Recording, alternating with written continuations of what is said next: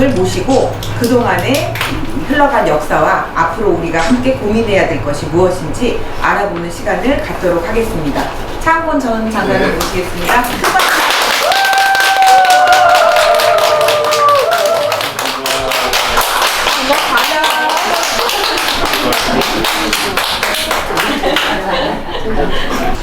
자, 모두 인사드리겠습니다. 큰절 한번 하겠습니다.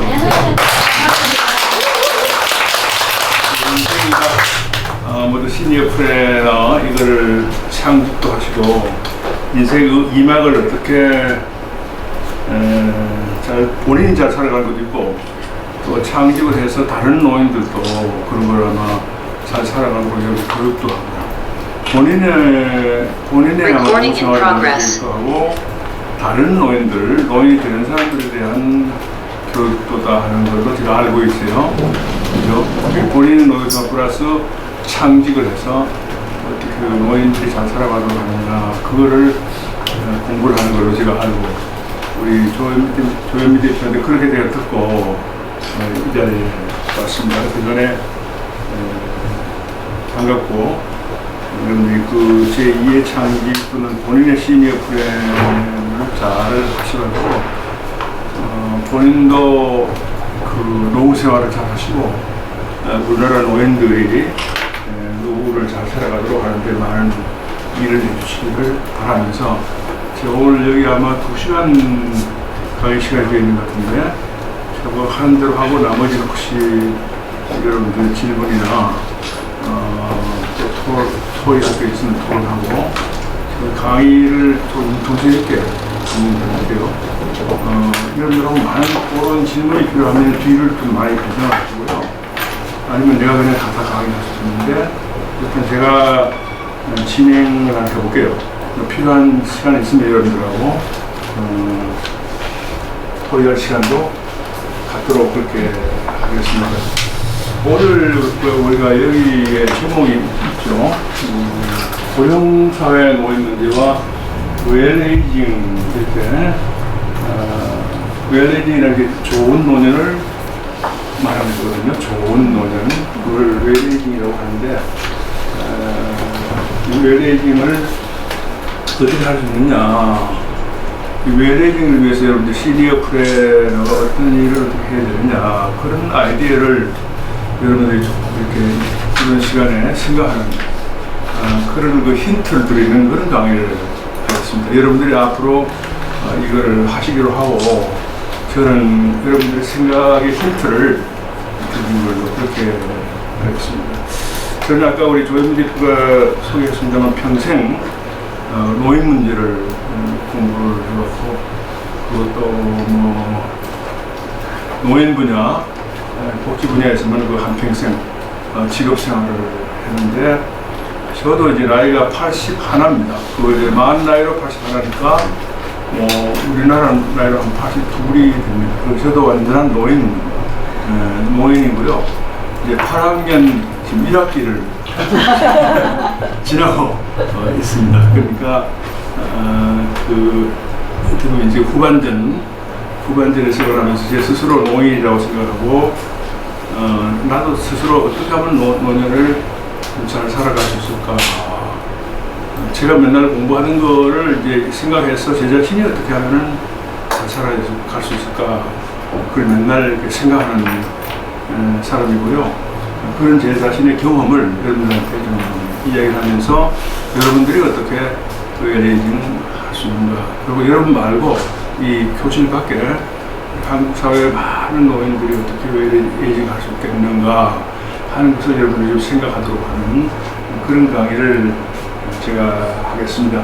이 자료를 파워포인트로 만드는데요. 이거 보면서 하면은 여러분들 눈을 내가 마주치면서 해야 되는데, 이거 보고 하면은 여러분들 눈을 마주치지 못해서, 눈을 마주치지 않으면 가슴에 와닿지 않고, 그렇기 때문에 저는 이걸 text도 안 보고 직접 여러분들하고 눈을 대면하면서 이야기를 하고, 문제는 이제 이게 춤으로 듣는 학생들이 있다고 하는데, 춤으로 듣는 학생도 여러분들이 지금 집이나 어디서 춤을 보시면서 제 얼굴을 보고 제 눈빛을 보시고, 저도 여러분들의 눈빛을 보는 그런 형식으로 하고 될 수 있도록 이 파워포인트는 제가 맞습니다. 사용하지 않고 대신에 제가 이런 게 있죠.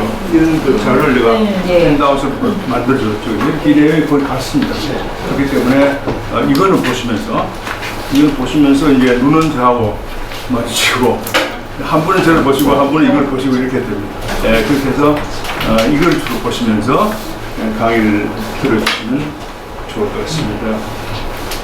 그리고 여기 제가 웰에이지라고 하는 제 자신이 80, 지금은 한 해 지났습니다만 작년에 제가 만 80 나이가 돼가지고 그날 생일날 내가 이제 글을 썼는데요. 내가 어떻게 웰에이지 할 수 없을까? 그 당시 심정을 글로 쓴 겁니다. 작년에 쓴 건데 오늘 강의 제목과 마찬가지로 웰에이지이고 제 인생 노트라고 적어놨으니까 제 일기자라고 보시면 오늘 강의할 내용이 제가 작년에 썼던 일기장하고 거의 같은 내용이 나왔기 때문에 오늘 이것도 참고해 주시고 여기 보시면 이렇게 QR 코드가 있습니다. 이 안에 제가 작년에 이걸 쓸 때 80인생의 자서전을 영상으로 만든 게 있습니다. 1시간짜리인데요. 나중에 시간 났을 때 집에 가서 지금 보시면 집에 가서 이렇게 QR코드 그거 찍어서 보는 방법 알죠? 네. 그래가지고 1시간짜리니까 그냥 시간 났을 때 한번 보시면 제가 살아온 일생을 좀 영상에 담아놨고 거기도 제가 어떻게 하면 노후를 잘 살아갈 수 있겠는가 하는 것을 사실 주제로 생각하면서 그 영상을 촬영을 했습니다. 그 작년에 촬영한 거기 때문에 오늘 이 강의하고 연관해서 오늘 강의 듣고 집에 가서 하는 영상을 보시면 될 것 같습니다. 자, 어쨌든 오늘 막 그런 재미있는 강의를 여러분들하고 시간 좀 하면서 저도 배우고 그렇게 하도록 하겠는데요. 큰 주제는 웰에이징입니다. 웰에이징이라는 게 노인 문제, 노인들이 어떻게 잘 살아가느냐는 것이 웰에이징이거든요. 그러니까 전체적으로는 노인 문제 그리고 웰에이징 이런 주제로 이야기를 하겠습니다. 웰에이징의 본론을 들어가기 전에 노인 문제에 대한 이야기를 좀 앞에 잠시만 좀 한 10분 정도 하겠습니다. 여러분이 잘 알다시피 지금 이 고령사회가 굉장히 빠르게 진행되면서 전 세계적으로 노인 문제가 굉장히 큰 이슈로 되어 있습니다. 잘 알지만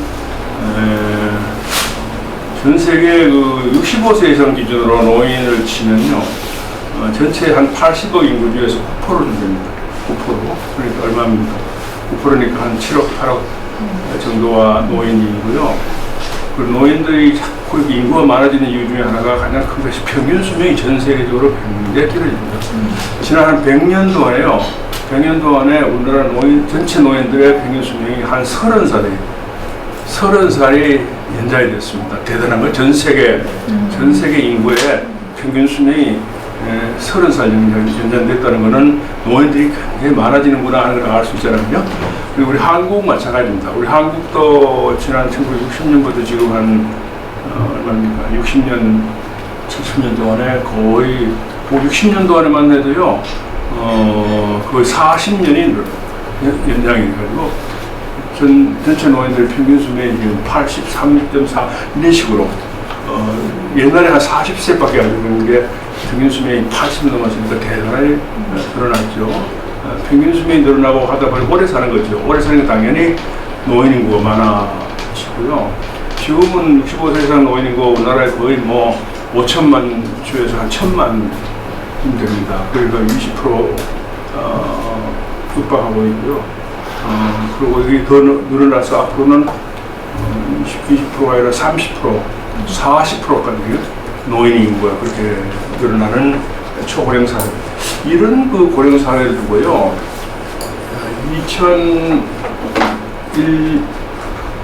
2002년이죠. 2002년 21세기가 딱 시작할 때 유엔이요 세계 총회를 했어요. 노인 문제에 대한 총회. 그 세계 고령화 총회를 하는데 그 총회에서 코피 아난이라고 하는 유엔 사무총장이 뭐라고 했냐면요. 21세기 인류 사회가 당면하고 있는 가장 큰 3대 문제. 3대 문제가, 3대 문제 뭐 문제 되게 짐작이 됩니까? 3대 문제. 21세기 전 세계를 통해서 인류 사회가 당면하는 제일 큰 세 가지 문제를 이야기를 하면서 기후 변화, 기후 막 이상하게 변하잖아, 그죠? 그 다음에 노인 문제, 인구 고령화로 인한 노인 문제. 그 다음에 세 번째가 빈곤 문제. 아직도 전 세계적으로 빈곤이 굉장히 크게 유엔 차원에서는 그게 3대 문제라고 했는데 그 중에 하나가 인구 고령화 문제. 그런 건 내가 다 적어놨습니다. 노트 안 하셔도 될 것 같은데요. 그런 식으로 인류 사회가 노인 문제를 대단히 큰 과제로 지금 우리가 안고 있죠. 이 노인 문제를 이렇게 해결하는데 큰 거 국가가 노인 복지를 어떻게 해주느냐, 뭘 하느냐, 그게 이제 노인 문제를 해결하는데 굉장히 큰 바탕이겠죠. 그죠? 국가가 노인 복지를 어떻게 해서 노인들이 문제가 없도록 잘 살아가도록 하느냐, 그런 걸 우리 한국에 생각을 해보면요. 한국은 과거에 저는 오래됐습니다만 보건복지부에서 오래 근무할 때 옛날에 그때는 노인복지라는 게 거의 제로였습니다. 제가 보건복지부에서 공무원 하면서 노인복지를 담당할 때는 우리나라는 노인복지라는 거는 양로원 옛날부터 있던 거기 산 30개 거기에 노인들이 한 2,000명 살고 있었고요. 그 2,000명 노인들을 밥 해주는 그 전부였습니다. 그 이외에는 아무것도 없었습니다. 그 1970년대 말까지 그랬으니까요. 우리나라 노인복지는 1980년에 와서 이제 시작을 했죠. 80년대 와서 한 40년 남짓 하죠. 1980년에 우리나라 노인복지주에서 제가 제일 먼저 만든 것이 경로대죠. 지하철 무료죠. 그거를 1980년에 제가 창안을 해서 우리나라 노인들이 지하철 무료로 타도록 하는 제도를 만들었는데요. 그것이 우리나라 국가가 제도 만든 건 최초의 제도라고 보여지는데 그것이 1980년 5월 8일 어버이날 시절입니다. 그때 지하철이 무료인데요. 지하철은 서울 1호선밖에 없습니다. 그 시골 노인들은 혜택이 없죠. 1호선 타는 노인들만 그 혜택을 본 게 우리나라 노인복지제도의 최초의 형태니까 그전까지는 사실상 노인복지는 없었다고 봐야 되고요. 고전으로 해서 우리나라가 건강보험 제도를 만들었는데 설령 노인을 위한 게 전국민 건강보험이기 때문에 노인들이 이용하지 못했는데 많이 이용하지 못했는데 그 후에 이제 건강보험이 자꾸 발달해가지고요. 지금 전 국민이 건강보험 혜택을 받고 있고 그 중에서 노인들이 전체 돈의 40% 이상 씁니다.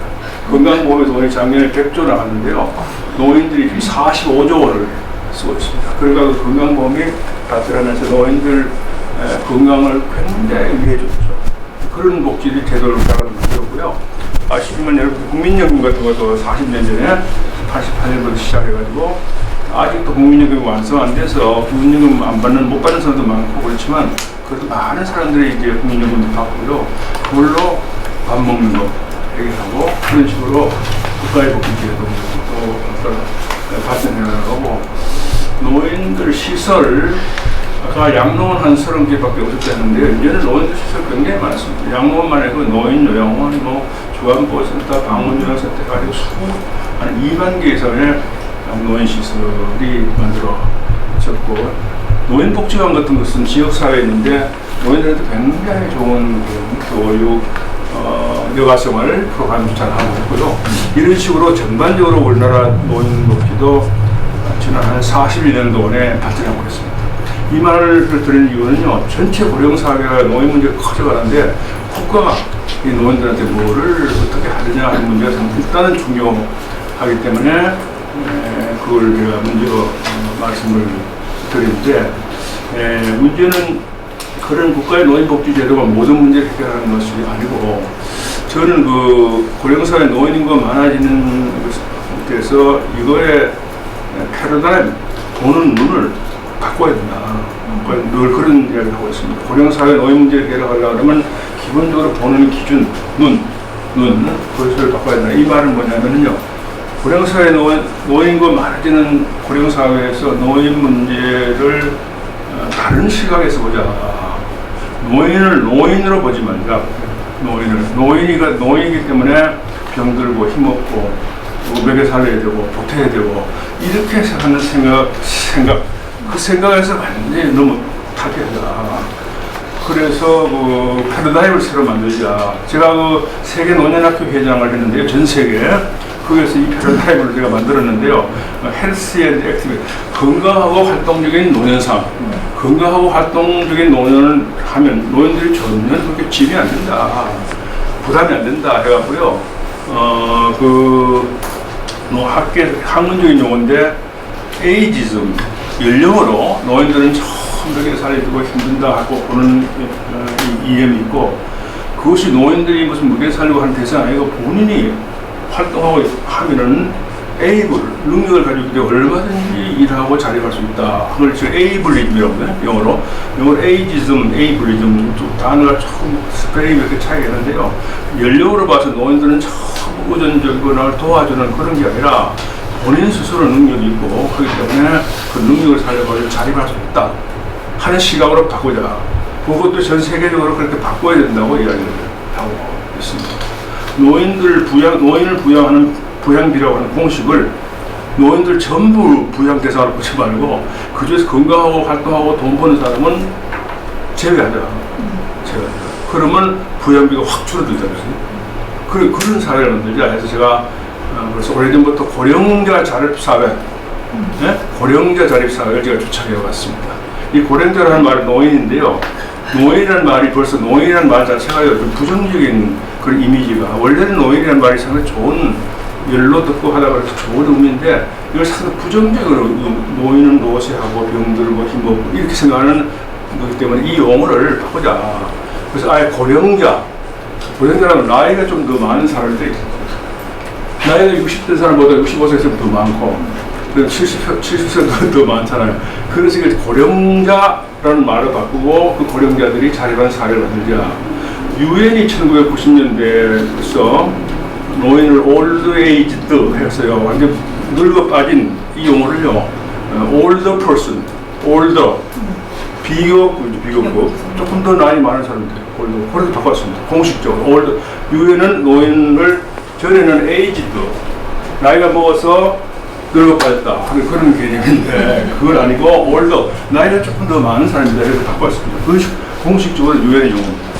그러니까 우리도 그런 식으로 노인이라는 용어를 바꿔가지고요, 고령자로 바꾸고, 그 고령자들이 늙어 빠져서 병들고 한 게 아니라 능력이 있으면 전부 자립할 수 있도록 하는 것이 고령자 자립사회라는 것을 제가 제창하고, 그래 하려니까 이제 노인이 일할 수 있으면 정년도 60세 아니라 65세, 70세로 자꾸 연장해 나가고, 그리고 일을 하도록 하고, 그 노인들이 일을 하도록 하기 위해서 제가 노인 의무교육, 65세 이상 노인은 무조건 국가에서 의무적으로 교육시키죠. 그러면 새로운 제2의 인생을 살아가도록 하기 위해서 그런 그 설계하도록 국가가 의무교육을 하자. 우리나라 대학이 말입니다. 지금 학생 수가 줄어들어서 강의실, 교실 남아들어요. 그거를 처음 노인들 교육한테 쓰자. 그래서 제가 고령자 의무교육, 그런 것도 주창을 하고, 이런 사회운동을 하자. 이렇게 주창해온 사람입니다. 여러분들이 지금 생각하시는 시니어 플래너의 그런 배경이 되는 것을 저는 벌써 오래전부터 주창해왔으니까 여러분들이 참고하시면 좋을 것 같아요. 이것이 이제 전체 오늘 강의의 배경에 대한 노인 문제 배경에 관한 것인데요. 배경 기본 방향은 노인들이 자립하고 일하도록 하는 거니까 여러분들이 오늘 하시는 시니어 플래너 그런 창직하고 딱 맞는 이야기가 되리라고 생각하니까 여러분들이 잘 소화를 해주시면 좋겠습니다. 이게 이제 앞에 제가 이야기를 하는 건데, 전반적인 배경인데요. 그런데 결국은 이런 거시적인, 지금 현재 고령사회 노인 문제는 거시적인 이런 문제는 이 정도로 끝내고, 그런데 이 거시적인 문제는 국가가 해결해야 되고 여러 가지 연구하는 사람들이 해결해야 되는데, 이제 미시적으로 노인 개개인이 어떻게 잘 하느냐, 그게 답이 된다. 국가 노인복지가 답이 아니고 개개인 노인이 어떻게 잘 살도록 할 거냐, 잘 살려고 본인이 생각할 거냐, 그게 답이고요. 시니어 플래너도 시니어들이 어떻게 잘 살도록 스스로 설계하고 계획할 건가 하는 게 답이 되는 것이죠. 국가의 노인복지 의존하는 것이 아니라. 그렇기 때문에 지금부터는 제가 개인적 차원에서 어떻게 그걸 스스로 잘 살도록 노력하고 어떻게 하면 잘 살 건가, 잘 살도록 할 건가, 이거에 대해서 좀 중심을 거시적인 문제에 대해서는 이야기를 끝내고 좀 미시적인 문제로 개개인이 노인이 어떻게 잘 살 건가 그쪽으로 돌아가겠습니다. 이거를 위해서 제가 그 노인 개개인이 어떻게 하면 웰에이징 할 건가 이렇게 볼 수 있을 것 같은데요. 그 웰에이징 아까 제가 그런 노트를 만들었는데 제 개인 이야기를 좀 하겠습니다. 이건 여러분들이 나중에 읽어보시고 80에 내가 쓴 거고요. 제가 어떻게 살아왔고 그 현재 이렇게 돼서 노인인데 어떻게 살아가고 있는지 그 웰에이징 할 건지 말 건지 제가 아직 웰에이징 할 자신이 없거든요. 그러니까 그거를 여러분들이 생각하도록 하기 위해서 그거는 저만이 아니고 많은 노인들에 대해서 여러분들이 생각할 수 있기 때문에 제 개인 이야기를 좀 하겠습니다. 여기에 자료에도 아마 3번에 가서 그 제 개인의 인생에 관련 과정과 그 웰에이징 인생 경험을 써놨어요. 그 나중에 집에 가서 읽어보시고요. 제가 그냥 여러분들 눈을 보면서 제가 살아온 이야기를 조금 하겠습니다. 이게 웰에이징의 하나의 사례라고 할까? 그렇게 힌트를 얻을 수 있기 때문에 내 개인이 어떻게 살았는지를 좀 이야기하는 게 좋을 것 같아요. 결론적으로는 나도 현재 제 자신이 웰에이징 하는지는 잘 몰라요. 웰에이징 해야 된다고 생각을 하는지 이런저런 공부도 했고 하니까 이렇게 하면 되겠다 하는 건데 그거를 제가 하는지 안 하는지는 그거는 사무 생각이 다르고 그렇습니다. 그러나 인생 전체 과정을 한번 여러분들이 좀 들어보시면 웰에이징 하고 있구나 하는 거 이런 생각도 할 수 있을 것 같아서 이따 여러분들이 제 이야기를 들으시고 제가 왜 얘기하는지 안 하는지 여러분들이 답을 해보시면 좋을 것 같습니다. 저는 아까 81년을 좀 살았습니다. 81년은 그런데 81년 전 알다시피 일제시대 때 일본 제국주의 시대 때 태어났고 우리나라가 뭐 참 나라를 뺏기고 서름받고 한 그런 시대에 태어났고 나라를 도로 찾았지만 남북이 분단되고 전쟁하고 뭐 또 알다시피 경제적으로 엄청나게 가난하게 살았는데 그런 시절에 제가 경상도 태백산맥에 아주 두메 산골짜기에 했어요. 한 20가구 30가구밖에 없는 작은 마을에서 제가 태어났습니다. 그러니까 우리 이재희 선생님이 청송에서 태어났었다는데 저는 청송 옆에 의성이라는 곳인데 거기서 태어나 청송도 상당히 산골짜기거든요. 그런데 우리 고향도 뭐 완전히 산골짜기거든요. 그런 곳에서 태어났는데 산골짜기에 태어났지만 참 가난한 집에서 태어났습니다. 그 논덕이었고요. 반단 몇 마디 붙이고 부모님이 그래서 하는데 아들, 딸을 뭐 부모님이 8명을 낳았는데 셋은 일찍 다 죽었거든요. 그래서 5 형제가 살았는데요. 그때 안 죽고 살아나서 지금도 건강을 유지한 게 아닌가 생각이 들어요. 그런 농촌에서 가난하다 보니까요. 매일 우리 어머니가 땔거리가 없어 우는 모습도 많이 보고 하교에 있는. 그리고 또 병이 걸려가고요.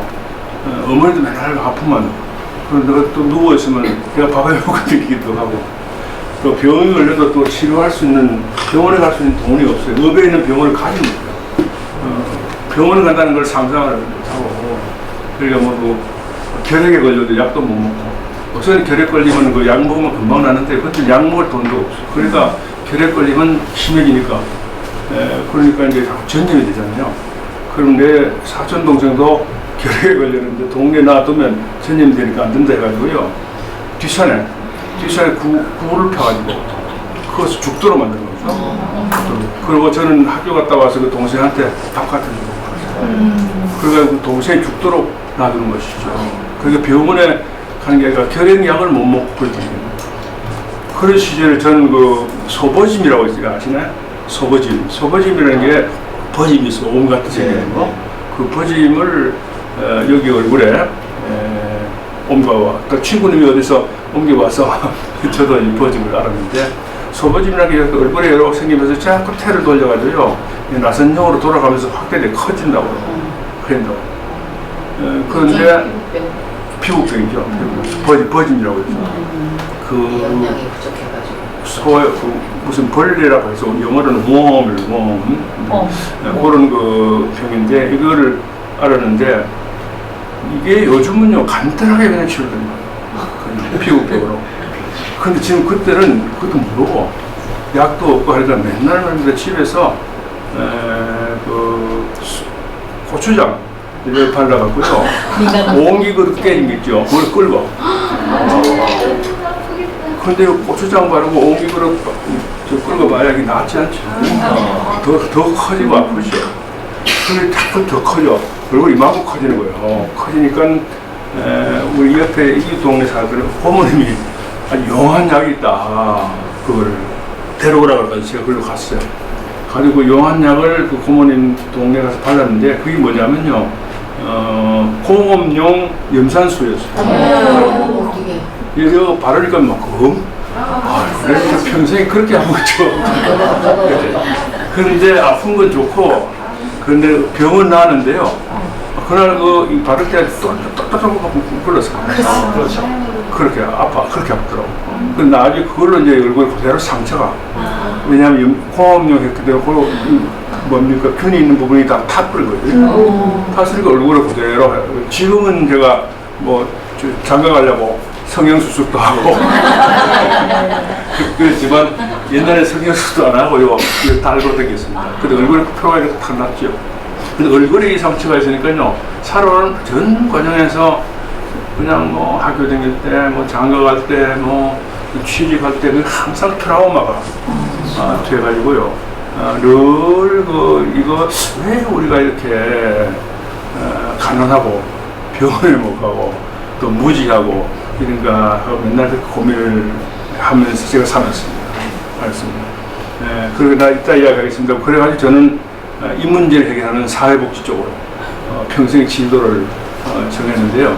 그 인생 진도에서 이제 우리 고향에서 이런 그 농촌에서 살다 보니까 뭐 학교도 학교가 한학이나 이런 것도 배운 적이 없고, 근데 이제 그때는 모두 국민학교는 다 가도록 돼 있어가지고 의배에 있는 국민학교를 제가 갔더니, 그 국민학교에 갔는데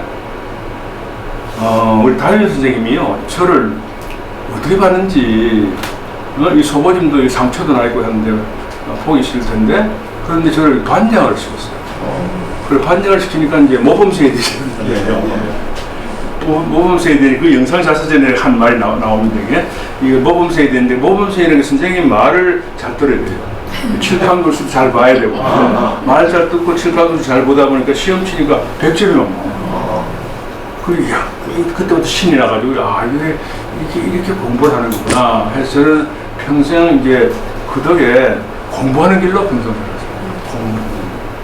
그래가지고 나중에 뭐 서울 와서 살고, 또 뭐 직장도 생기고 밥도 먹고 살아가지고 제가 늘 고마워서요, 우리 초등학교 선생님, 그 국민학교 1학년 때 저를 가르쳤던 초등학교 선생님 사진을 가지고 있습니다. 이 사진이 아마 80년, 70몇 년 전 사진입니다. 이 사진을, 이 선생님 이름이 김계수 선생님인데요, 이분이 그 청송옆에 영덕에 사셨어요. 우리 고향에서 하다가 하셨는데 참 이쁘죠. 이 선생님이 20살 때, 제가 국민학교 1학년, 이 20살 때 사진입니다. 제가 나이 돌고 해가지고요, 이 선생님 돌아가셨을 때 이 사진을 구했어요. 20살 때 사진을 좀 그 아들한테 달라고 그래가지고. 그랬더니 그 앨범을 뒤져보니까 있더라고. 그리고 그 아들이 내한테 준 거예요. 그래 늘 이렇게 지갑에 하나의 그 인생의 은인으로 지갑에 넣고 다니는데요. 그 말은 이 선생님 덕에 저는 공부를 완전 촌놈이고 그런데 가난하고 그런데 공부를 할 수 있어가지고요, 공부하는 길로 들어갔어요. 그래서 그 고등학교 졸업하고 제가 뭡니까, 그 돈이 없어서 대학을 못 가고 공장 일도로 되겠는데 제가 이 공부를 한다네. 서울 가서 이 좋은 데를 들어가면 공부를 하면 작품도 많고 뭐 가정조사도 막 하고 얼마든지 공부할 수 있다 하는 그 이야기를 듣고 제가 그 고등학교 졸업하고 공장 되기다가 마음 먹고 결심해서 책 사가지고요. 몇 달 공부하고 난 다음에 제가 부임에 서울대학교 입학을 했습니다. 그래서 서울로 공부를 한 사람들이 그렇게 그래서 서울로 대학에 왔고요. 대학에 오면서 이제 전공을 선택해야 되더라고요. 전공. 뭘 할 건가 하는 게 바로 이겁니다. 이런 거 소보짐, 뭐 병원 못 가는 거, 그리고 뭡니까 밥 굽는 거, 그런 거를 다 사회 문제인데 이걸 공부하는 게 뭐냐 해서 제가 사회학, 사회복지학을 공부했습니다. 대학에 들어가서. 그거 지금까지 평생 지금 그 길로 가고 지금도 뭐 지금 그 길로 해서 거의 대학 들어가서 63년인가 그렇죠. 60몇 년을 이쪽 길로 사회복지 길로 평생을 살았고요. 사회복지에 대해서 직업 생활을 보면은 인생에서 되게 공무원 생활을 한 15년 하고요. 그 다음에 대학에서 교수로 한 25년 하고 그다음 나머지 중간에 사회복지 분야의 필드에서 봉사하는 그런 걸로 보는 50년, 60년을 살아왔으니까 저는 그냥 그래서 제가 썼습니다만 사회복지 인생길을 살아왔다. 그렇게 이야기를 한참 때 그렇게 살아왔죠. 그러니까 한참 때라는 게 이제 제가 여기 인생 과정을 4단계를 하는데요. 봄, 여름, 가을, 겨울로 했는데요. 봄, 여름, 가을, 겨울을 네 단계인데 봄에 이제 태어나서 학교 다니고 그렇게 하고요. 그 다음에 이제 여름에 한참 때 이제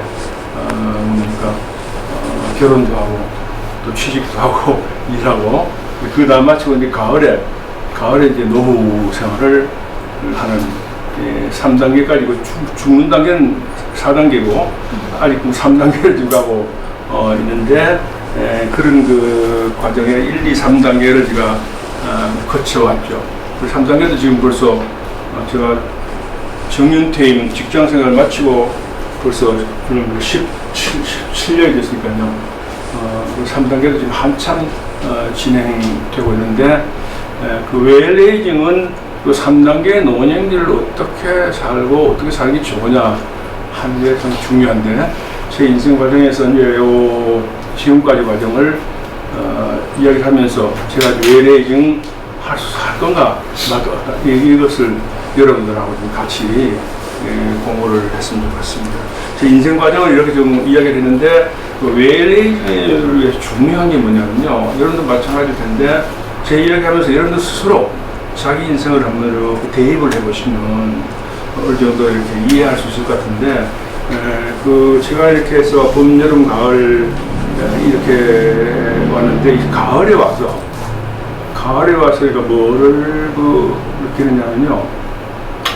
가을이라는 게 이제 여름에 한참 농사 짓고 뭐 이렇게 가지고 이제 뭡니까 벼가 있고 수확을 하고 이러지 않습니까? 근데 이 벼가 있고 수확을 해야 되는데 그걸 어떻게 수확하느냐, 뭐를 할 거냐, 이게 웰레이징에서 굉장히 중요합니다. 그런데 제 경험으로는요, 저는 다행인가 불행인가 모르지만 한참 농사 짓고 할 때, 그리고 학교 마치고 직장 생활하고 결혼하고 일하고 하는 과정에서 그 복지라는 걸 공부를 했기 때문에요, 사회복지라는 걸 공부했기 때문에 가난, 빈곤, 질병 뭐 이런 거를 또 실험을 하면서 농사를 지었어요. 공무원 하면서도 처음 그 농사를 짓고요. 대학 교수 하면서도 몽땅 그 농사를 지었습니다. 그러니까 한 40년, 50년을 그냥 그 분야에서만 일하다 보니까 그 농사를 지은 게 주로 빈곤, 질병, 노인, 장애인 이런 문제입니다. 그런 문제 가지고 평생을 실험을 했는데 지금 가을에 대해서 그걸 수확을 해야 되잖아요. 그죠? 수학을 얼마나 잘하느냐 못하는 그게 웰레이징입니다. 수학 잘하면. 그런데 제 경험을 말씀드리면요, 한참 여름에 뭐 일하고 할 때 그 농사를 지면서 주로 이 빈곤 문제, 질병 문제 이런 거 실험하는 결과 그때 많은 경험들이 있어요. 그 농사 지는 과정에서 땀 흘리고 일할 때요, 이런 경험 저런 경험을 했는데 지금 이제 가을이 되니까 그게 참 내한테는 보람이구나. 그런 게 꽤 있어요. 땀 흘리고 일하는 과정에서 그때는 몰랐는데 가을이 돼서 이렇게 수확을 하려고 그래도 이거 참 그게 보람이구나. 그래서 이 보람이라는 게 뇌내에게서 굉장히 중요한 겁니다. 보람을. 제가 느꼈던 보람을 몇 가지만 이제 굉장히 가지수가 많은데요. 한 몇 가지만 좀 예를 들게요. 우선 아까 제가 가난한 빈곤, 엄마가 떼거리에서 오셔서 우는 모습을 보고 그랬다 했잖아요. 그런 빈곤, 한 과정에서 태어나고, 빈곤 경험을 많이 하고, 고등학교 다닐 때 끝나고 공장에 또 일하고, 이런 그 빈곤을 스스로 체험했죠. 그런데 저는 다행히 보건복지부에 제가 학교를 마치고 보건복지부로 들어갔습니다. 보건복지부에서 바로 그런 걸 담당하는 공무원을 하고 또 나중에 어떻게 하다 보니까 보건복지부 장관도 하고 됐죠. 그런 거 과정에서 빈곤 문제하고 씨름을 많이 했는데요. 한 가지만 예를 들면요. 국민기초생활보장제도라고 있습니다. 사회복지를 공부했으면 아실 텐데 국민기초생활보장법을 1997년에 제가 법을 만든 사람입니다.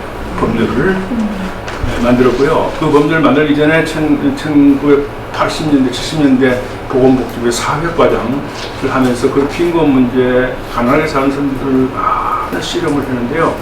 그때 실험을 했지만 사실 그때는 뭐 기껏해야 뭐 밀가루 하러 나눠주고 그렇게밖에 못했었는데 1997년에 제가 국민기초생활보장법, 여러분들 알죠? 빈곤층이 가난해서 최저 생활을 할 수 없는 절대 빈곤층에 대해서 최저 생활을 보장해주는 것을 나라가 보장합니다.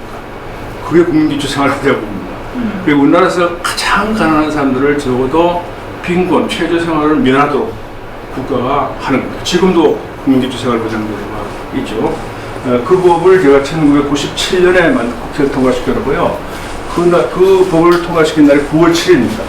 9월 7일을 사회복지의 날로 제가 만들었습니다. 사회복지의 날. 지금도 사회복지의 날 기념행사를 하죠. 9월 7일을. 그 법이 대단히 우리나라 빈곤 문제를 해결하는데 큰 의미가 있는 법률입니다.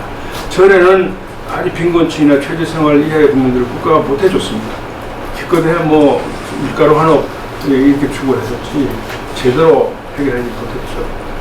먹는 것도 그렇고요. 병원 가는 것도 해결 못해줬죠. 지금은 생계보장하고 병원에 가는 것도 좀 무료로 그분들이 이용할 수 있도록 기초생활보장법을 만들었습니다. 그 법을 만든 것이 1997년이고요. 그 법이 만들어지고 난 다음에 제가 보건복지부 장관이 됐어요. 장관이 돼갖고 99년에 법 만들고 보건복지부 장관으로서 그걸 하는데 1999년이 지나면서 2000년 새로운 천년이라고 하는 그때 뭐 대단한 여러분들 그걸 기억나시나 보는데 새 천년에 그래서 나라가 뭐 뒤집혀진 걸로 그런 그런 시절이었는데 그때 제가 보건복지부 장관을 했어요. 그때 그 대통령이 그 국민기초생활보장법을 2000년에 시행하니까 그 기념 행사를 하자 그래갖고요. 그해 음력설날 2000년 2월 4일로 기억하는데 2월 4일날 대통령이 청와대 영빈관에서 전국에서 가장 가난하게 사는 사람 200명을 뽑았어요. 200명을 각 군에 하나씩 아마 제일 가난하게 사는 사람을 분수보고 그 고을에서 제일 가난하게 사는 사람 보내라. 분수각을 찾아서 200명을 청와대로 보냈습니다. 청와대에서 이제 영빈관에서 행사를 하는 그게 국민기초생활보장제도 시행을 선포하는 기념식입니다.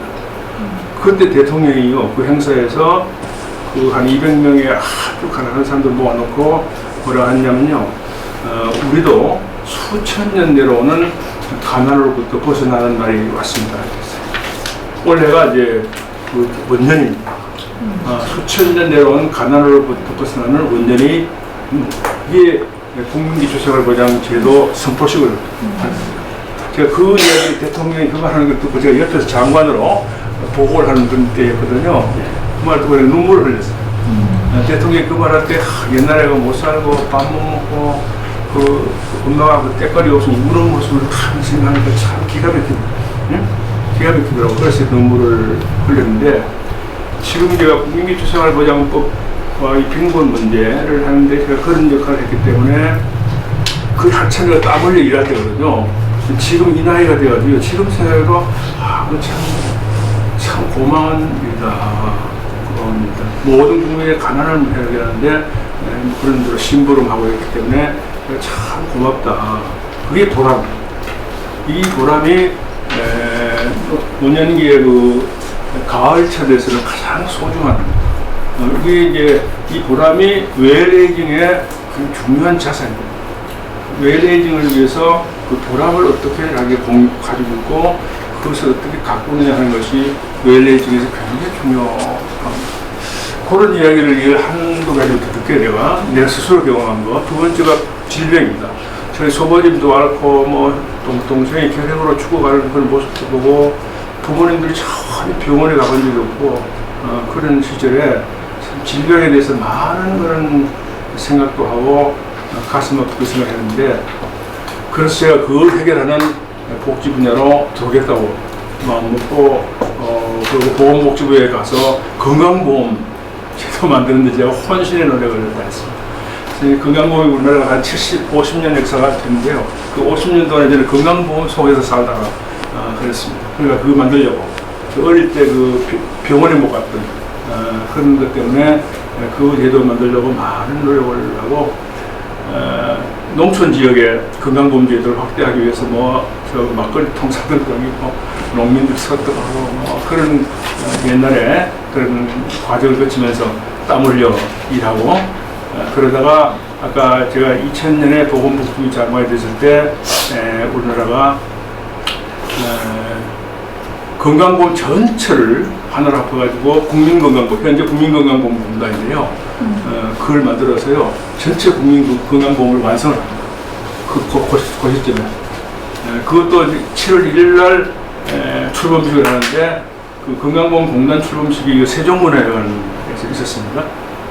그 기념식에 제가 이제 장관으로 참석하는 것이죠.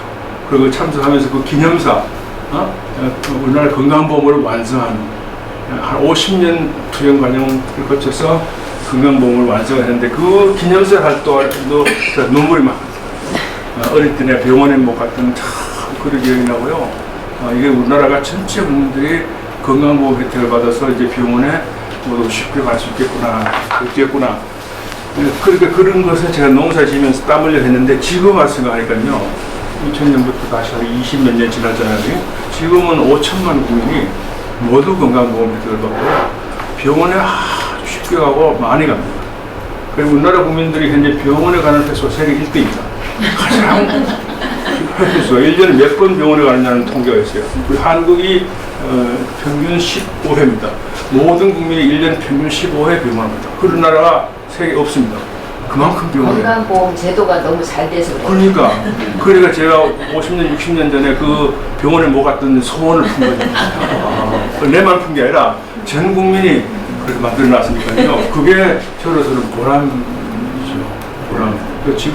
지금도 생각하면 그 보람이 노년기 가을이 돼서 농사를 짓고 가을이 됐을 때 이렇게 볼 때 참 그 보람으로 남습니다. 이게 웰레이징에서 굉장히 중요한 자산입니다. 제가 이 예는 수없이 많은데 한 가지만 더 특히 노인 문제와 관련된 그 농사진들 뭘 어떻게 했는지 아까 내 경로대 지하철 무료제도 만들고 그게 다 이야기할 거 없고 어떤 간에 우리나라 노인복지법도 제가 최초로 만들고 한 40년 50년 전에 그리고 우리나라 노인복지의 황무지 시대에 그런 노인복지법이나 제도 만들고 그리고 또 지금부터 한 15년 16년 전에는 노인장기요양보험제도 알죠? 여러분들이 그 노인장기요양보험제도를 제가 박사학위 논문을 그걸 쓰고요. 그걸 제가 직접 연구를 하고 한 7년간 제가 연구를 해가지고 2008년에 노인장기요양보험 제도를 출범시켰습니다.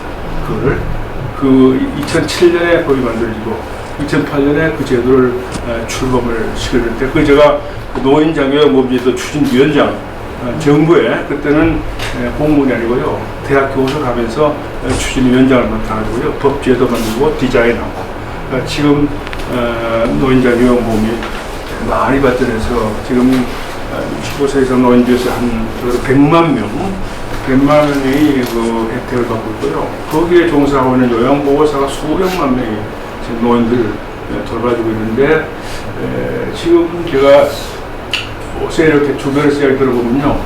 주변 친구들이나 이런 사람들한테 야, 그거 참 잘 만들었다. 그러면 부모가 중풍, 치매, 그래가지고 누워있고 지내는데 며느리들이 잘 안 봐주고 그 자식들이 골머리 아파 이렇게 했는데 그걸 요양원 보내고 하니까 참 좋거든요. 그 칭찬을 제가 많이 듣습니다. 야, 너 그 제도 참 잘. 특히 여자들보다 남자들이 훨씬 그 칭찬.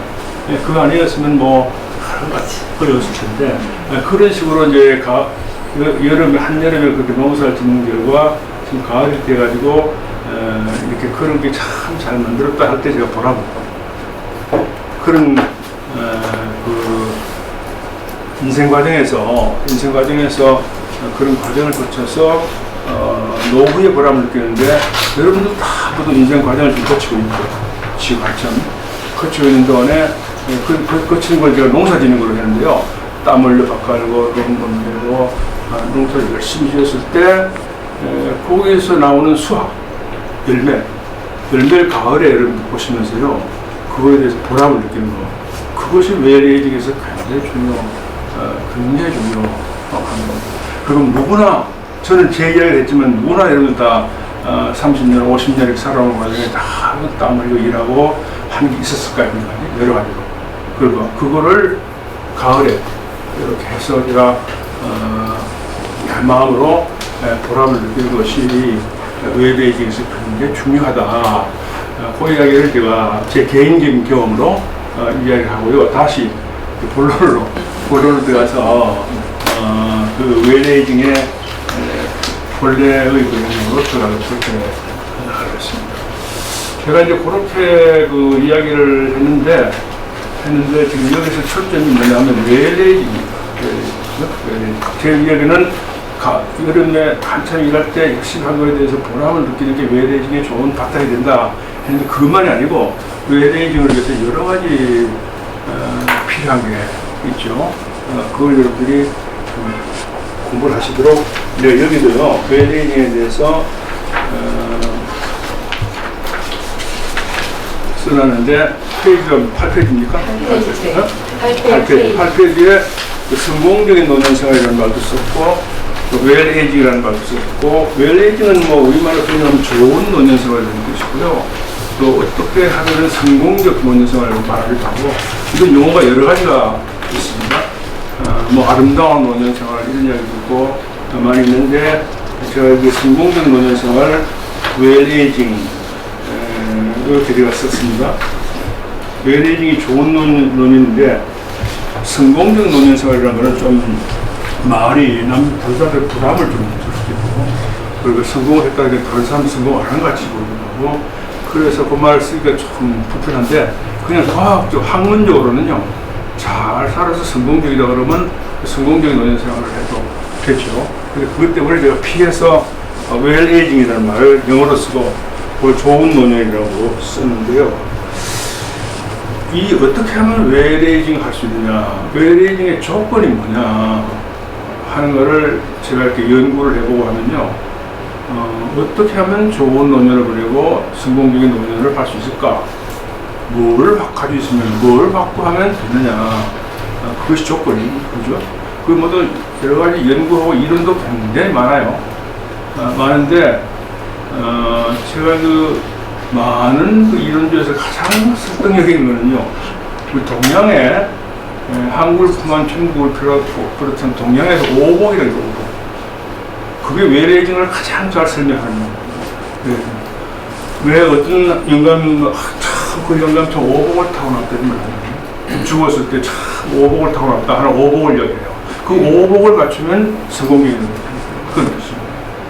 그 오복이 뭐냐, 내가 적어놨습니다. 수구강령의 유호덕의 고종명이다 이렇게 써서 한자 써놨어요.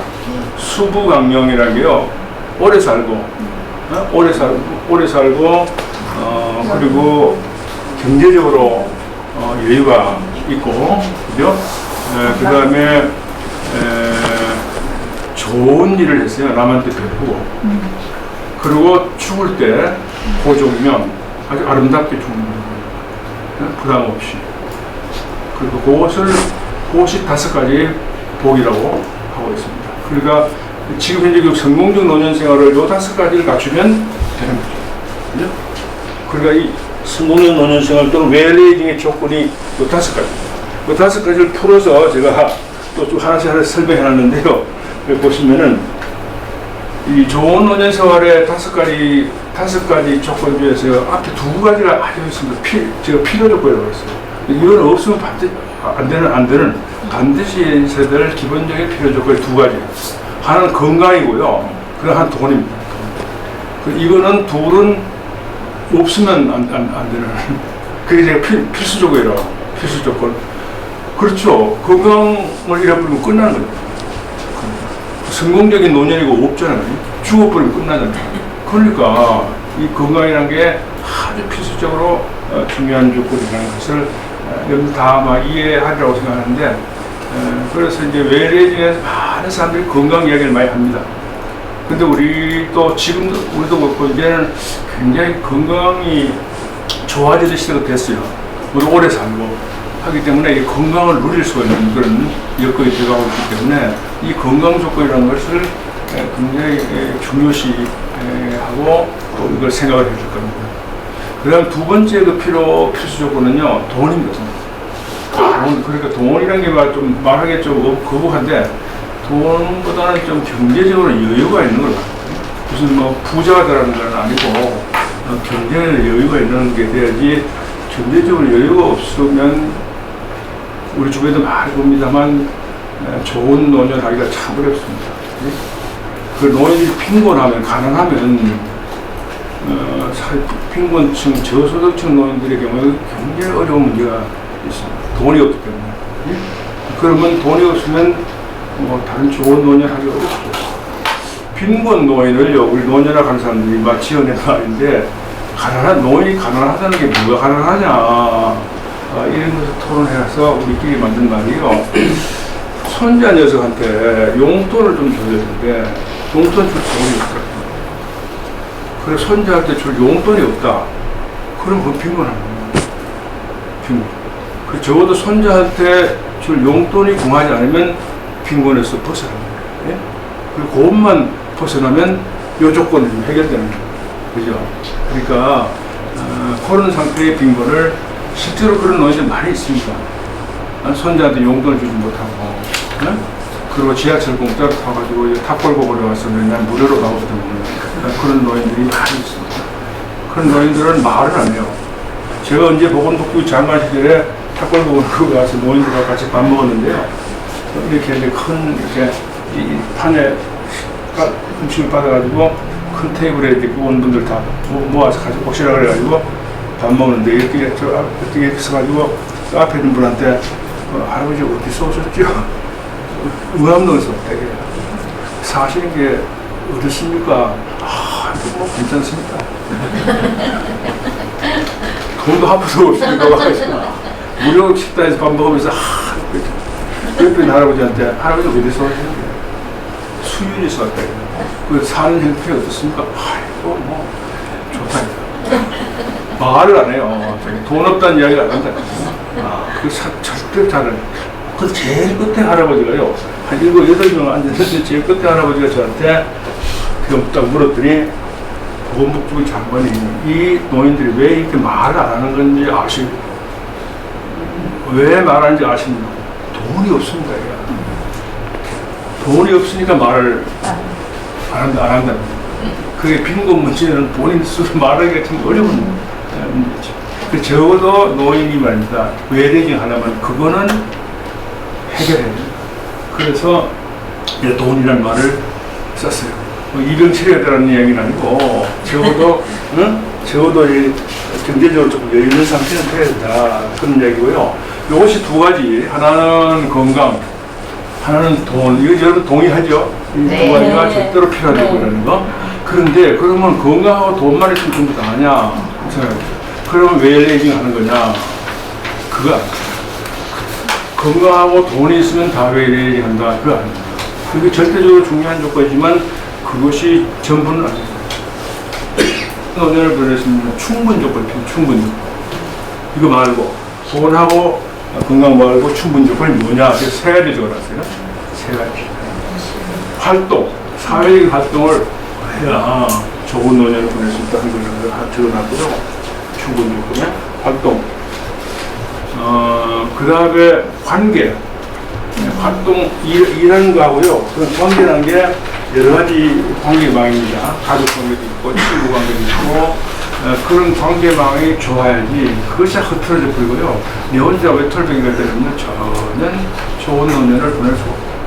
관계를 잘 유지하고, 부부 말할 것도 없고, 가족 관계, 부모 자식 관계, 친구 관계, 이걸 잘 만드는 것이 좋은 노년을 보내는데 굉장히 중요한 요소고요.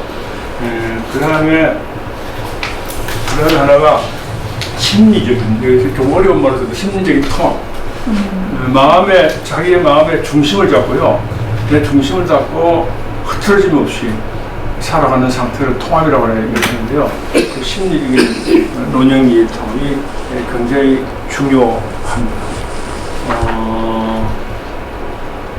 원래 정리하면은 어떻게 됩니까? 앞에 건강하고 돈이 필수적으로 이것만 전부 안 되고 하니까 활동, 사회적 활동, 그다음 관계망, 그리고 마음을 어떻게 잘 먹느냐, 이 세 가지가 충분 조건으로 버텨줘야 성공적인 노년을 할 수 있습니다. 이것이 5가지가 성공적인 노년의 조건인데 이 5가지가 앞에 제가 이야기했던 오복하고 거의 똑같습니다.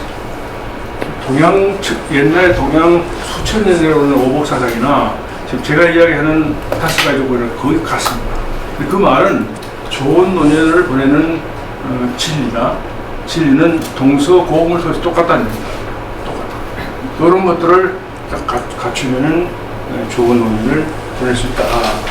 그렇게 조건을 제가 이야기하고 이제 뒤에 5번 마지막에 이렇게 있는데요. 이걸 설명하는 제가 이론을 하나 만들었어요. 지금 방금 내가 이야기하는 이거를 이론적으로 영어로 나온 것은 이론입니다. 제가 만든 이론입니다. 이론인데 이 설명을 하는데 앞에 돈하고 또 뭐죠? 그렇죠? 건강하고 돈은요, 이게 내 마음대로 할 수가 없어요. 한계가 있어요. 네? 그렇잖아요, 그지? 건강도 뭐 갑자기 암 걸리고 이렇게 하면요, 어떻게 할 수가 없더라고요. 네. 내가 통제를 완전히 할 수 없는 그런 영역이 있어요. 건강 문제는. 그리고 돈도 물론 뭐 열심히 하고 하면 되지만 이제 나이가 한 60, 70, 80대 가지고요. 지금 뭐 돈 벌려고 완전 무장해가지고 산에 올라가봐도 돈이 벌릴지 안 벌릴지도 모르고 내 마음대로 안 되는 거예요. 그냥 그렇잖아요. 지금 회사 하나 세워 차려도 그렇고 뭐 지금 70, 80 노인 돼가지고 내가 돈을 없는데 돈을 벌어야 되겠다. 완전 무장해서 마음대로 안 되잖아요. 근데 그건 내 마음대로 안 되는 영역이기 때문에 일단 요거는 제껴놓고, 물론 그렇게 돈 벌면 좋고, 그런데 내 마음대로 안 되는 영역이기 때문에 그걸 빼버리고요. 나머지 5가지 비해서 그 나머지 가지고 제가 만든 이론이 이 이론입니다. 영어로 리에어라고 붙였거든요. 이거를 되게 이해하시죠? 리에어, 다시 공기인데요. 다시 공기를 이 말인데요. 여러분들이 은퇴란 말이 리타이어먼트죠. 리타이어먼트. 이거 거기 있죠. 리타이어먼트가 은퇴한다, 퇴직한다는 얘기거든요. 리타이어. 그것이 원래 영어의 은퇴입니다. 영어의 은퇴라는 말은요, 물러선다는 거예요. 물러서서 이제 숨어 지낸다. 은퇴해서만 산속에 들어간다는 뜻입니다. 리타이어먼트가. 그 리타이어먼트를 제가 해석을 다시 하자.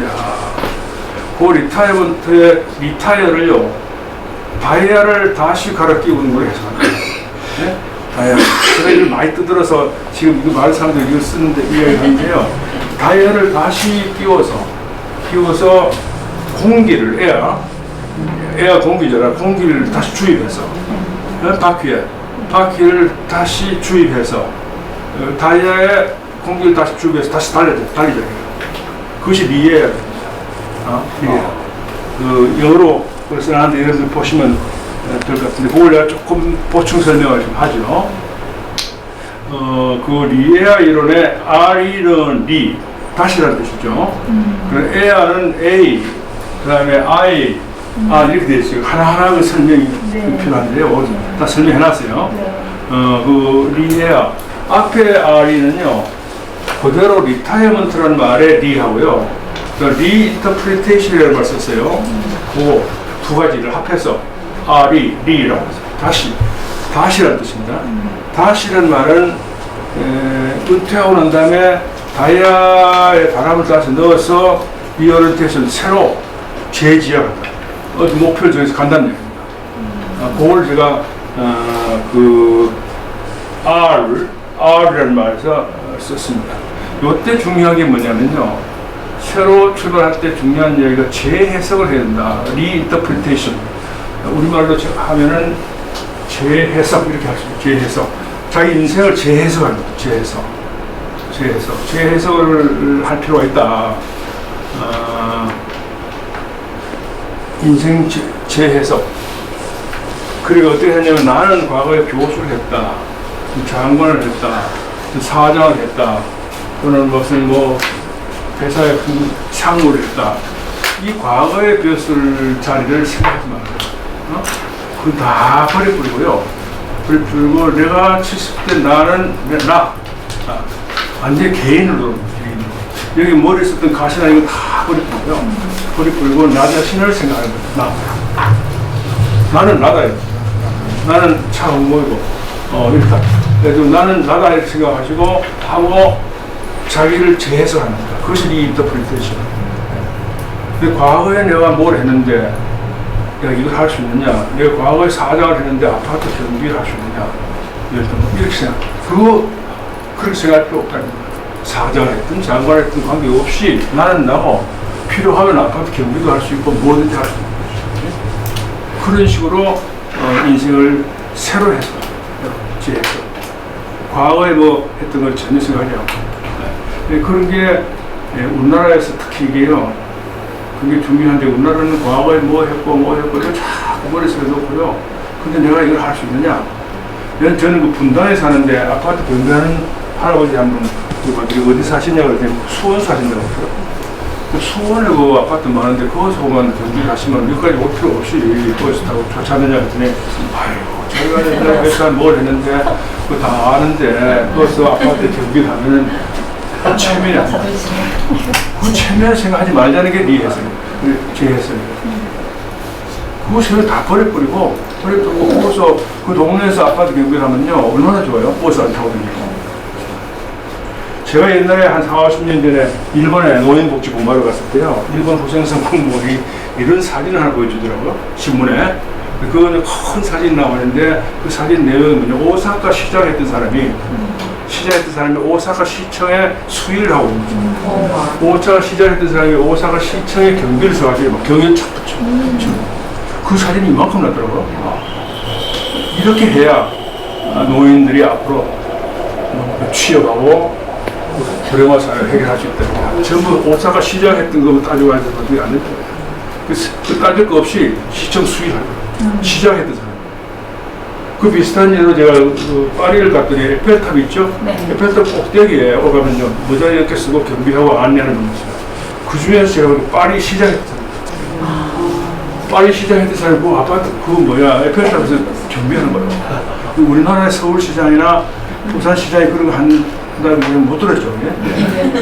그게 그런 거 다 버리고요. 새로운 인생을 재해석하자. 나는 나다 이거야. 그게 그 리인터프리테이션인데 그 자동차 바퀴를 바꿔서 새로 끼우는 거고요. 나를 다시 해석하는 거가 합해서 그 RE, 리에아 이론의 리 부분이고요. 그 다음 에아 부분의 A는 보시면요. 두 가지인데 수용하고 활동하는 거예요. 그 acceptance라는 말이 수용이고 모든 걸 받아들이는 겁니다. 받아들이는 거. 모든 것을 인생 이렇게 살아온 것 모든 것을 받아들이는 겁니다.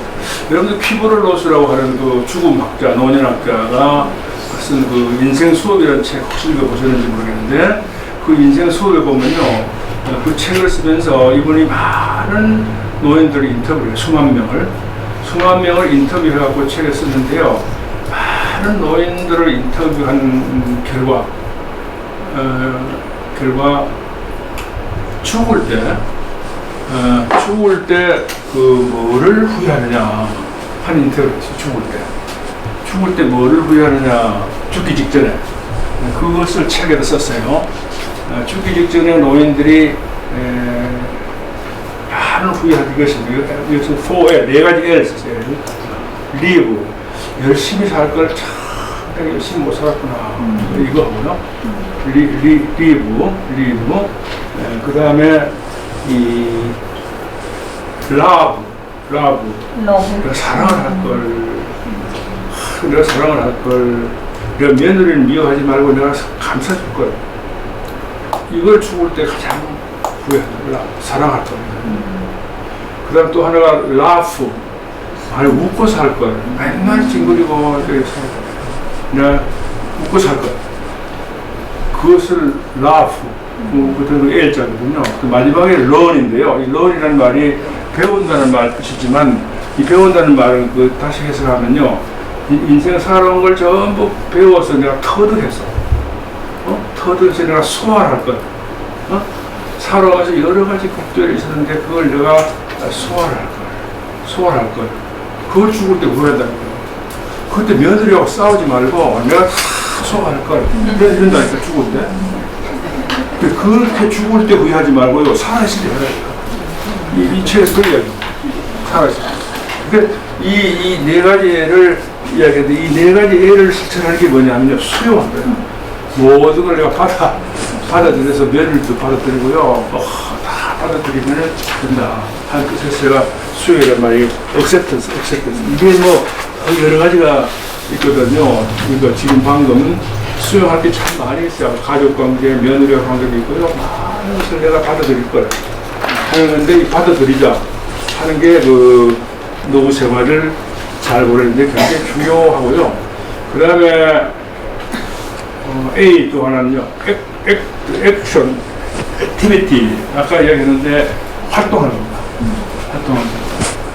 노후에 가서 활동하면 할수록 건강도 좋아지고요. 그리고 여러 가지 보람도 느끼고 하기 때문에 액티비티가 굉장히 중요하다. 그 사실상 이 노인 문제에 가장 중요한 부분이 그래서 액티브 에이징이라는 말, 활동적인 노년. 그게 굉장히 중요한 요소인데 노후에 움직이면서 활동하고 일하면서 사는 겁니다. 그런데 활동하되 가능하면 인간관계에서의 관계를 맺으면서 예를 들어 여러분들 여기 와서 친구들하고 같이 강의 듣잖아요. 이것이 그걸 관계를 맺으면서 활동합니다.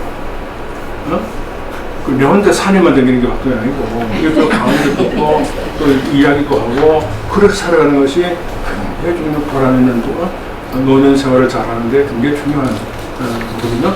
그 의미 있는 활동. 그 다음에 이제 리에아 이론의 네 번째는 보시고 자아통합. 이 말을 썼는데요.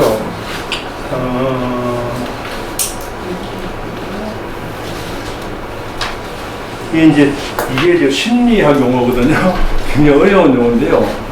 자아의 통합, 아이덴티티라는 자아의 정체성, 그런 인테그레이션이라는 말이 통합인데, 이 인테그레이션 말은 그 에릭슨이라는 심리학자가 쓴 이고 인테그리티, 자아의 통합, 아주 학문적으로 좀 어려운 용어인데요. 이 용어가 굉장히 어렵지만 그래도 이게 굉장히 중요합니다. 좋은 노년 생활에서 아마 어떻게 보면 가장 중요한 게 이거라고 생각하는데 자아의 통합. 근데 많은 노인들이 여기에 어떻게 노후 생활을 하느냐, 노후에 적응하느냐 하는 것을 조사 연구한 결과를 보면요. 그 7가지 적응 형태가 있는데 통합형이 그 중에 하나고요. 많은 노인들은요, 그렇지 않고 여기 보시면은 분노형. 내가 인생을 실패했는데 그 원망을 남한테 합니다. 이놈 세상이 잘못돼가지고. 내가 이제 사업하다가 어떤 놈 나한테 사기쳐가지고 이랬다. 그 놈을 원망하는 거야. 죽을 때까지 원망하고. 분노. 그런 노예들이 굉장히 많거든요. 그래서 수동령. 산속에다가 혼자 살겠다 은둔하는 놈이고요. 보면은 여러 가지 같죠. 자학을 하고 내 팔자가 뭐 해가지고 자꾸 자학을 하는 여러 가지 연구 결과가 그래요. 노인들이 적응하는 형태가 여러 가지 있는데 가장 중요한 좋은 것이 통합형.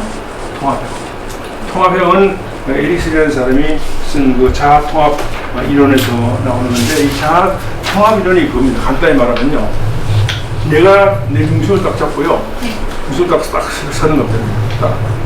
딱 이렇게 서는 겁니다. 그러면서 과거를 돌이켜보고요.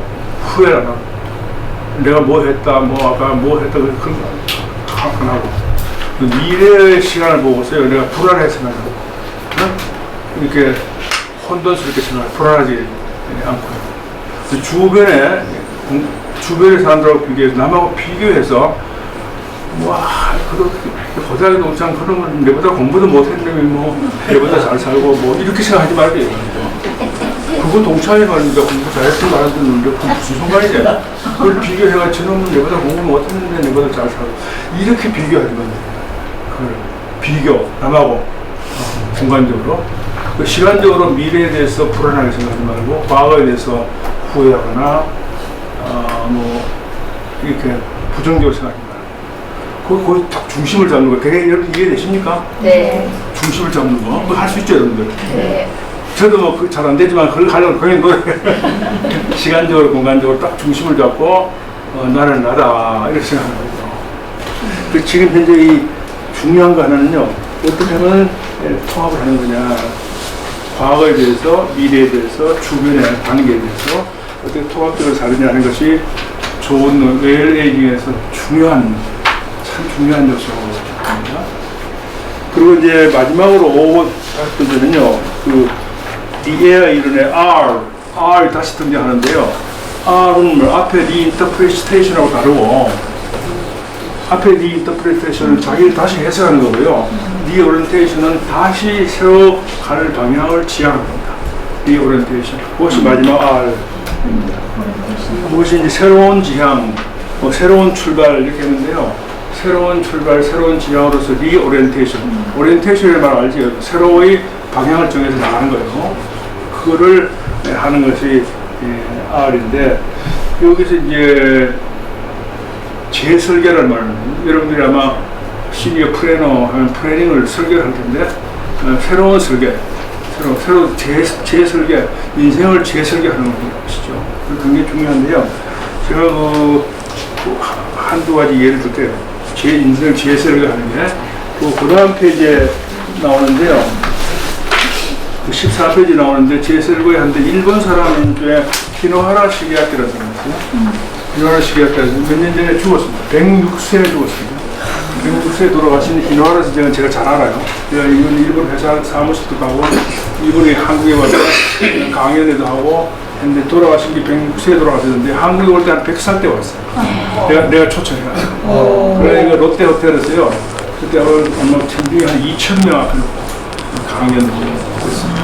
이분이 말입니다. 그 인생 재설계 하나 예로 제가 얘기했는데 라이프 플래닝 센터라고 인생 설계 센터를 만들었어요.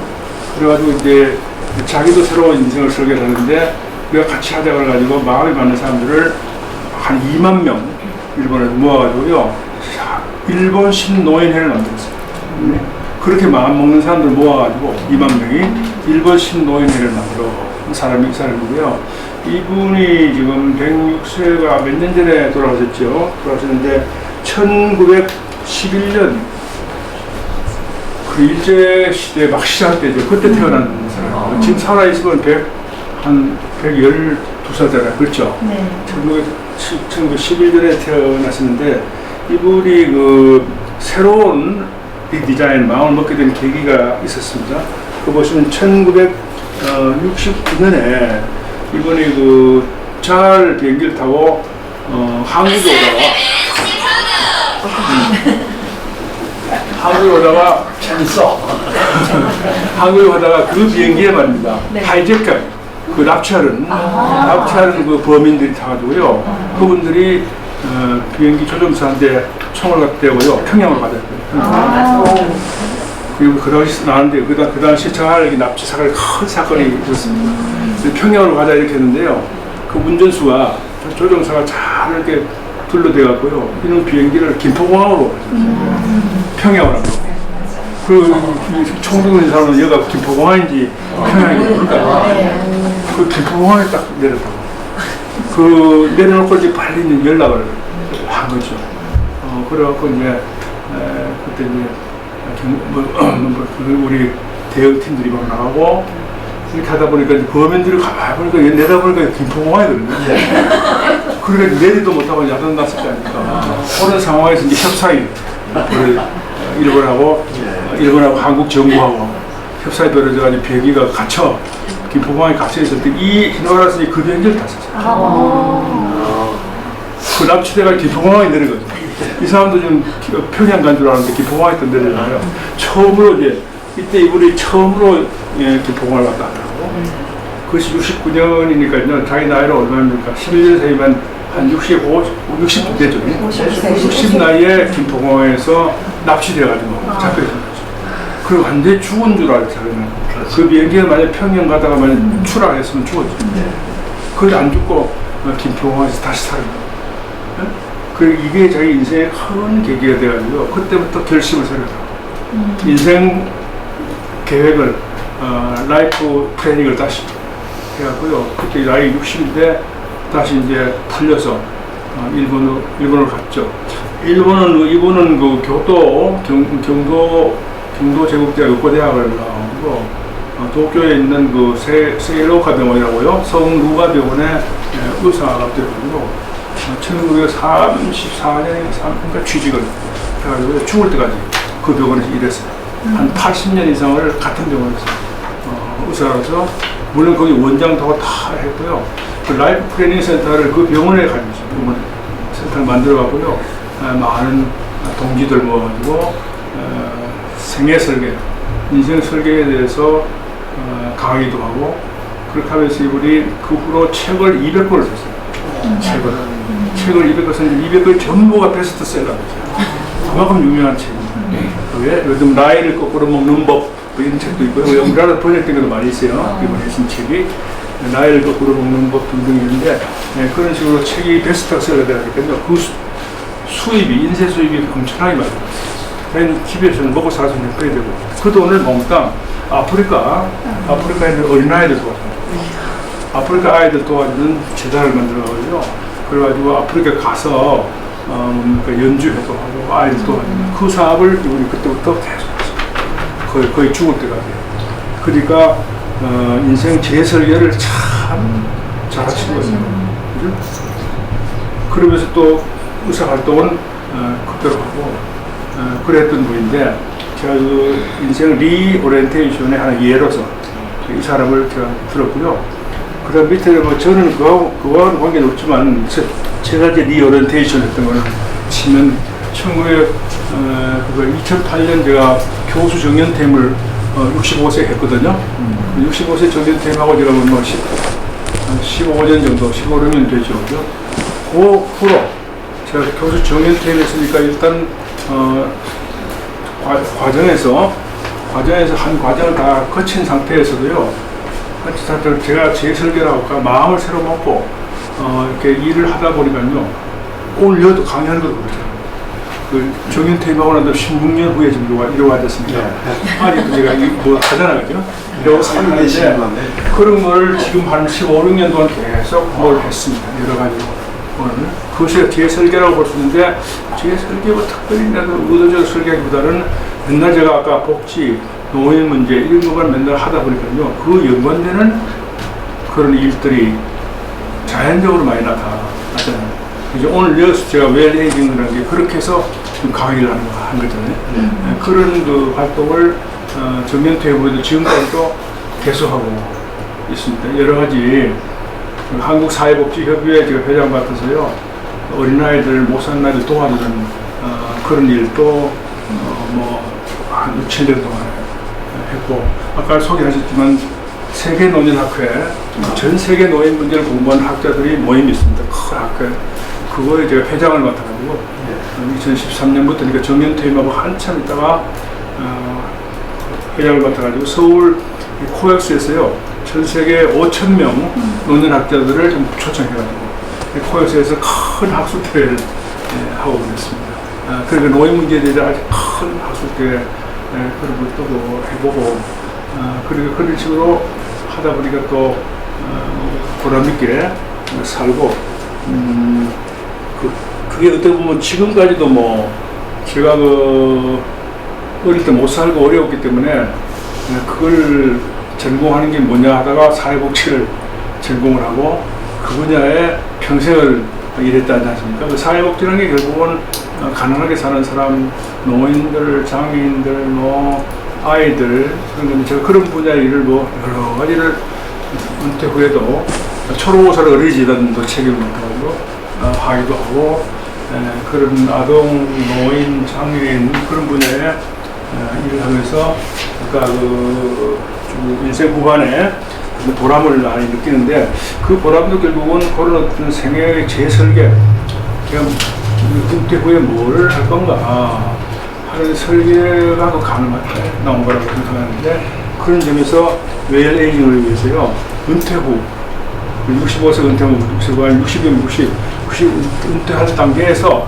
재설계 어떻게 인생을 살아갈 건가 하고 자기가 설계하고 마음 먹고 하는 게 굉장히 중요하다. 그런 웰에이징이 상당히 중요하다. 그런 생각을 하고 있습니다. 저는 그 고등학교를 1960년 좀 졸업했으니까 지금부터 63년 전에 졸업했죠. 1960년이니까 여러분보다는 제가 아무래도 선배죠. 60년에 고등학교를 졸업했는데 졸업 당시에 그 재학생들이 앙케이트를 썼어요. 앙케이트 해가지고 그 선배님은 졸업 후 10년 후에 뭐가 되려고 하느냐, 뭐가 되려고 하느냐 하는 걸 쓰라 했어요. 사인식. 그때 제가 뭐라고 썼냐면요. 서울 종로 거리를 활보하는 사람이 되겠다고 했었어요. 저는 그 고등학교가 대구거든요, 대구. 대구 이제 촌놈이 서울에 올라와서 종로 거리를 활보하는 사람이 되겠다, 10년 후에. 그런데 사실상 고등학교 졸업하고 서울로 와서 10년 후에 물론 종로 거리를 활보했고요. 지금 63년 지났는데 아직도 요새는 종로 말고 강남도 왔다 갔다 그렇게 63년을 지금도 활보하고 그러니까 우리 인생 설계를 잘하면 그런 그 앙케이트 대답도 잘할 수 있거든요. 그래서 그 잘한다는 게 결국은 웰에이징이기 때문에 웰에이징에 지금 제가 이야기는 거시적인 노인 문제를 해결하기 위해서 어떤 자립사회를 만들고 노인들 활동하기 중요하다는 거고요. 그 다음에 이제 개인적으로 어떻게 자기가 웰에이징을 할 건가 하는 것을 마음 먹고 계획 세우고 하는 게 되게 중요하다. 그렇게 두 가지로 이야기를 할 수 있을 것 같은데 여러분들도 이제 그런 두 가지를 생각하시면서 제가 그 자료에 마지막에 이거 있나요? 내가 붙여놨는데. 네, 있습니다. 이거 내가 그리는데요. 여기 보시면 이 웰에이징에 관련된 조건들 다 이게 써놨어요. 그림으로. 그 성공적인 노년을 그리고 노년이 좋아야 인생이 아름답다. 그 성공적인 노년을 위해서 필요한 그 웰에이징의 조건들을 여기다가 아까 제가 설명한 것들이 다 들어있습니다. 건강, 경제, 관계, 가족. 근데 한가운데 제가 마음먹기라고 써놨죠. 마음을 어떻게 먹느냐. 이게 가장 중요하고 그 한가운데 신앙, 영적인 거는요. 이건 제가 이야기 안 하고 있어요. 이건 종교의 영역. 종교의 각자 자기 종교의 영역에서 영적인 것은 중요하죠. 그 한가운데 들어있기 때문에 중요한 건데 영적인 것을 바탕으로 이렇게 동그라미 하고 있는 마음먹기 이게 웰에이징에서 중요하다. 해서 이 그림을 제가 만들어 놨거든요. 여러분들 한번 참고하셔서 여러분 스스로 어떻게 웰에이징 할 수 있는지 많이 생각하시고 여러분들 스스로 웰에이징 할 뿐만 아니라 주변의 노인들이 어떻게 새로운 어떤 그 시니어로서 계획을 세우고 웨어레이징 할 수 있도록 할 건가, 그런 것들을 여러분이 많이 실천해 주시면 좋을 것 같습니다. 제가 이 정도로 끝낼게요. 이제 남은